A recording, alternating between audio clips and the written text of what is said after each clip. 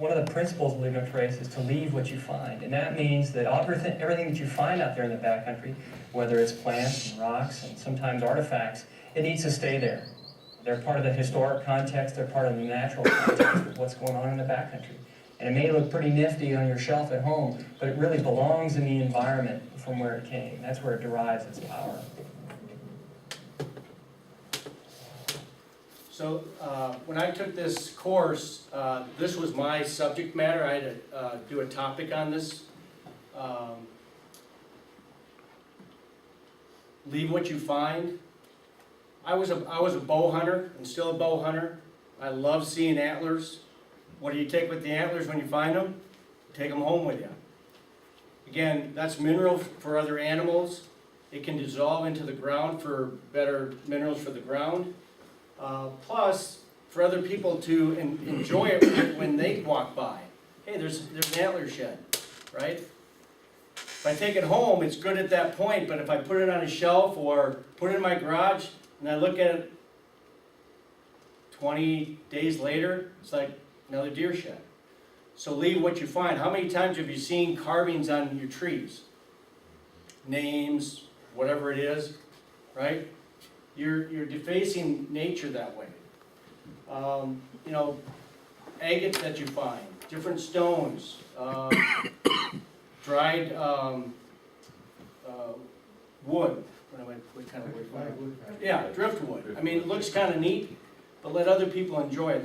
It kind of goes back to the last principle here. Okay? Go ahead.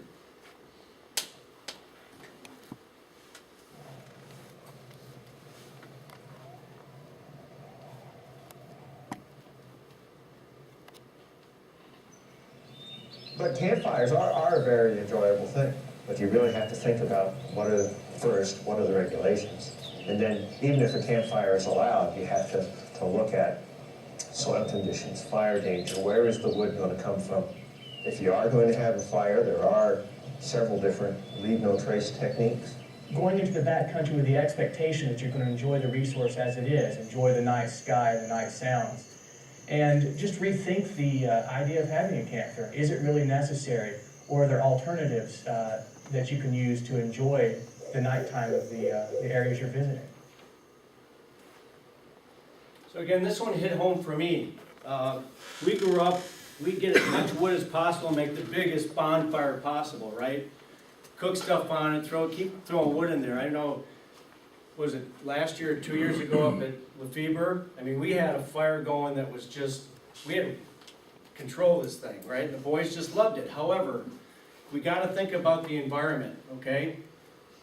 When we're collecting all this wood, and I know our Scoutmaster, Don Gasper, first thing we do when we get out and get our tents up, they have the boys go out and find as much dry wood as possible because you never know what's going to happen with the weather, right?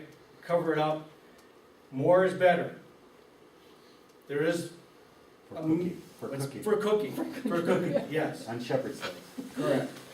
So we got to really think about, okay, if we take all that wood within 100 yards of my campsite, what's left for the next people to come? Right? They've got to now go further out, right? So conserve. So there's a couple things that I wrote down here. So the 4 Ds of wood and campfires. Dead, down, distance, and dinky. Okay? So dead is basically we want to use dead wood. Very simple, right? Down means it's on the ground. So if there's a dead tree still standing, don't push it over, don't cut it down, because there's animals that are still using that. Distance, again, think about the distance of what you're doing. Don't take everything that's close to you. Have some go further out. Leave some of the stuff, right? I know it's convenient to grab what's right in front of you, but think about other people who's going to be coming behind you. Dinky is wrist thickness and forearm length. That's ideal. Okay? And you can find long ones and cut them up, but again, for firewood, that's what we want. You don't want to be getting, a lot of the boys that get gung-ho and they start getting chopping and cutting and spends all the day for this big campfire that they're planning. But you can kind of see if what they were doing there is different fires. It doesn't have to be a wood campfire, right? It can be a mound fire. So why do we use fires? Again, number one, we're cooking on fires usually, right? Second one is for warmth. Okay, third one, entertainment. Do we really need to have this huge fire at the end of the day? Not necessarily. So it's just something to think about.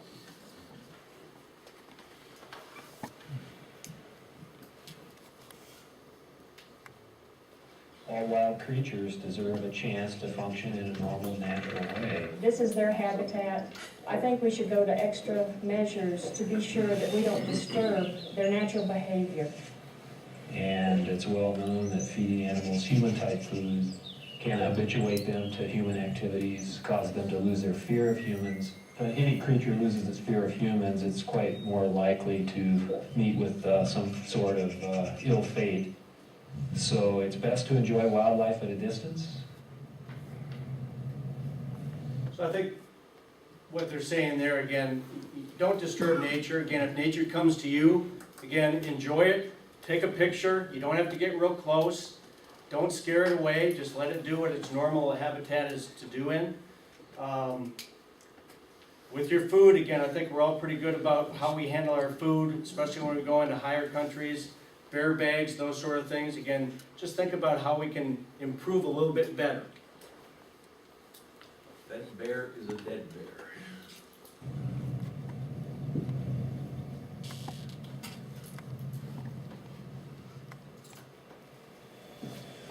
What you do not just affects your particular trip, but everybody else who comes.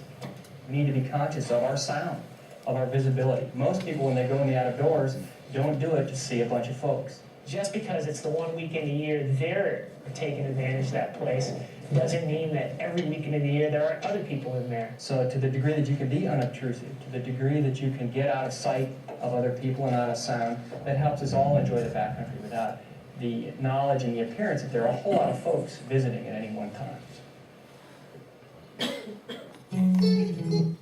So I think that's one of the important things. Again, everybody's got to think about, okay, who's going to be at our campsite next? Who's going to be coming through next? What are we leaving for them or not leaving for them? Again, if someone comes to the same site that we were just at, they should say, wow, no one's been here for a while, right? I mean, there's going to be some trampling and stuff, but very pristine. Again, we shouldn't be pulling in boulders to make big rocks, sitting areas and campfires. Again, keep it as natural as you can. That's the important part. And leave it for other people that are coming down the path after you, okay?